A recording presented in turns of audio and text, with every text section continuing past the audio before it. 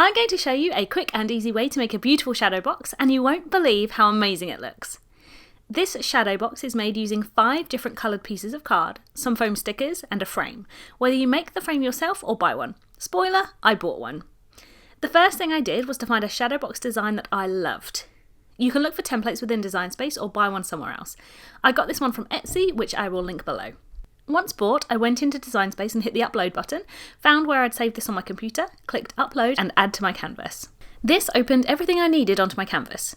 You might want to double check any info before buying a design that the same will happen for you, and that hopefully it will come with some sort of instructions. As I've made this before, I was quite confident that I knew what I was doing, but it's a good idea to have a look at everything on the canvas and double check which bits you need to cut. I knew who I was making this for and the name I wanted to use, and so set about deleting everything I didn't need. I kept the E from one of the alphabet pieces and all of the letters to spell Ella. I found the easiest way to do this was to locate each letter on the right hand side and copy and paste them before deleting or hiding all of the bits that I didn't need, rather than deleting every letter individually. This left me with 5 big pieces to cut, as well as the letters to spell the name I was using. This purchase also came with the design to make a frame, but I had already bought a shadow box frame for £4 and wanted to use that rather than make something new. The frame was on a different file, so I just didn't upload that to Design Space. I next worked on the name. I put all of the letters in order, clicked Align and Align Top, as luckily all of the letters were the same height. I then clicked Distribute Horizontally, but didn't quite love how it looked, and so arranged it manually. When happy, I highlighted all of the letters and clicked Attach. Next, I resized the big pieces. I knew the frame was 15 by 15 centimetres, and having made this before, I resized everything to become 15 by 15 centimetres. I could have gone a little bit bigger, but preferred to have a little space around the edges rather than having to squeeze it into the frame. I then put my text over the card space it was meant to go on, resized it and centred it. Centering didn't actually work with this design, so I then rearranged it manually again and clicked Attach. Don't worry here if the letters don't look like they will cut, they will. I took a moment here to save my hard work. I decided to pick the colours for the card that I would use. I did this in real life first and then changed each layer to the correct colour in Design Space, or at least as close as I could get it. You of course don't need to do this part, but I really wanted to see if the colours worked together before I cut them all.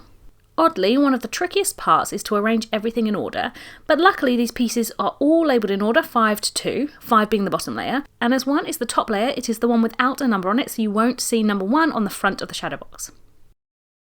I started with the piece 5 and then put 4 close to it and then clicked bring forward so that the number 4 piece would be on top. I did this with all of the pieces in order. The only thing to bear in mind is that the name will cut properly, which isn't shown here, so that you can't see the colour underneath the name within Design Space, but you will see it properly when it's cut out. When I had all 5 pieces stacked up, I highlighted all of them and then clicked Centre to align them perfectly. Next it was time to cut. I clicked Make and chose the matte setting. As I had changed all the pieces to a different colour, they all appeared on a different colour matte, which is perfect. I also decided to mirror the images. This isn't something you need to do, but I find the cut looks more polished on the other side of the card, so mirroring for me works well. Now, huge thing to bear in mind is that even if you put all of the layers in order, Cricut will cut them in whichever order it wants to. If you hover over the one you're about to cut, it will show you what it looks like on the mat, so you can make sure to cut the right piece on the right piece of card. With each cut, I chose the correct piece of card and attached it to the blue mat and stuck it down using the braille roller. I then loaded the mat, and I quickly checked the card was in the right space on the mat compared to where the design was within Design Space. When happy, I pressed Go. Depending on how intricate the design was, it can take a little bit of time to cut the pieces out. When finished, I unloaded the mat, flipped the mat over, and then really carefully peeled the mat away from the card. You might want to take a little bit more time with this than usual because it is such an intricate design, or at least this one is, so I made sure to take the time to peel the mat really slowly away from the card. With each piece, a lot of the card gets left behind on the mat, so I also had to take the time to scrape those bits off before reloading the mat again. With some of the card, it managed to peel away perfectly and I didn't need to do anything else to it, but some of them were a little bit trickier. So I repeated this process with all 5 pieces of card. Some of the pieces of card needed a little bit more weeding, so I used my weeding tool to pop the little pieces out that I still needed to do. Now again, here you might want to take a little bit of time to do this. Now, funny story, in this video and at this exact time, I was actually in labour, which you can't really tell, or hopefully you can't tell from the video, and I was using this shadow box as a way to distract my mind from what was going on, and I actually ended up having my baby about 8 hours after I finished making this shadow box, which is why I didn't really care too much that some of the pieces weren't weeded out properly. I just wanted to get this make done, and I wanted to make it look nice. So that is why I didn't really care too much on one of the intricate pieces, whether they were popped out properly or not, because I was happy enough with what I made. And as you can imagine, this took a lot of concentration to finish making as well. You can obviously take a lot more time picking out all of the pieces than I did, but I just wanted to get this made. So when all 5 pieces were cut out and I was happy with my weeding, I set about making the shadow box. I started with the bottom layer, number 5, and then I popped some foam stickers on the edges.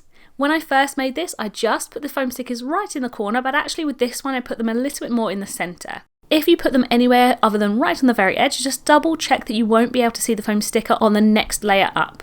I obviously repeated this with layer 5, 4, 3, 2 and 1. With each layer, just make sure that you have really aligned everything properly so that everything will stack nicely on top of each other and will fit in your shadow box. And you can see here on the top layer that the name has cut out perfectly.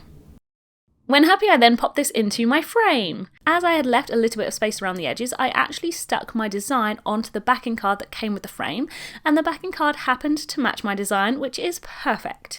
I attached all of my card to that backing layer right in the centre, or as centrally as I could possibly make it, and then I popped this in my shadow box, popped the back on, and looked at it and admired my hard work. The difficult part of this is definitely weeding those intricate pieces, but to be honest, you can't really notice if you haven't weeded everything perfectly, especially because you won't be inspecting this one really closely. This one's going to be hopefully up on a wall somewhere looking really pretty. If you made this one, let me know if you found it hard to weed those teeny tiny pieces or whether it was just me in my moment of need.